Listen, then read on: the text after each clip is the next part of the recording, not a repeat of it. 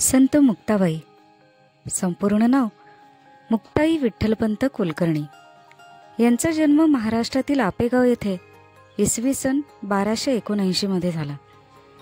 त्यांना निवृत्तीनाथ, संत ज्ञानेश्वर व संत सोपानदेव हे थोरले बंधू होते. त्यांचे वडील विठ्ठल आणि आई रुक्मिणी. आई वडिलांच्या निधनानंतर छोटी मुक्ता आपल्या भावंडांची आई बनली आणि त्यानंतर ती मुक्ताई म्हणूनच ओळखली जाऊ लागली.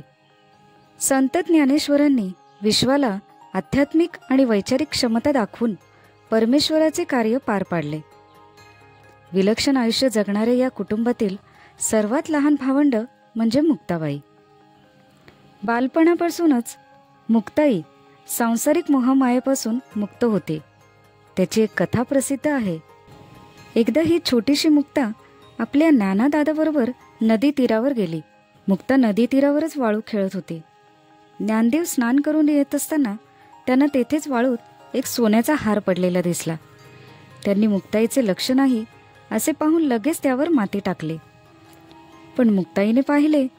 ती म्हणाली, "अरे ज्ञानादा, का रे मातीवर माती टाकतोस?" ज्ञानदेव ओशाळले आणि म्हणाले, "मुक्ताई, मला माफ कर.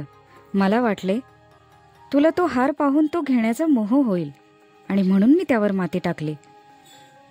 मुक्ताई ज्ञानदेवांकडे पाहून गोड हसली व ते दोघे घराकडे निघाले. योगी चांगदेवांनी 1400 वर्षे तपश्चर्या करून सिद्धी प्राप्त केली. त्यांचा अहंकार या लहानग्या मुक्ताईचे अलौकिक ज्ञान पाहूनच गळून पडला. त्यांनी मुक्ताईलाच आपला गुरु मानले. मुक्ताबाईंनी रचलेले अभंग ताटीचे अभंग म्हणून प्रसिद्ध आहेत. त्यामध्ये एकूण 42 अभंग आहेत. या अभंगामध्ये त्यांनी दरवाजा बंद करून रुसून बसलेला आपला भाऊ ज्ञानेश्वर याने दरवाजाची ताटी उघडावी म्हणून विनवणी केली आहे. ज्याप्रमाणे महाभारतात गीतेचे सार सांगून श्रीकृष्णाने शस्त्र टाकून शरणागती पत्करलेल्या अर्जुनाला पुन्हा युद्धासाठी प्रवृत्त केले, त्याचप्रमाणे मुक्ताबाईने येथे संत ज्ञानेश्वरांना पुन्हा लोकांमध्ये जाऊन विश्वकल्याणाचे कार्य करण्यासाठी प्रवृत्त केले. संत ज्ञानेश्वरांनी जेव्हा समाधी घेतली त्यानंतर मुक्ताबाईंना अतिशय दुःख झाले आणि त्यांनीही इसवी सन 1297 मध्ये जळगाव जिल्ह्यातील मुक्ताईनगर येथे समाधी घेतली.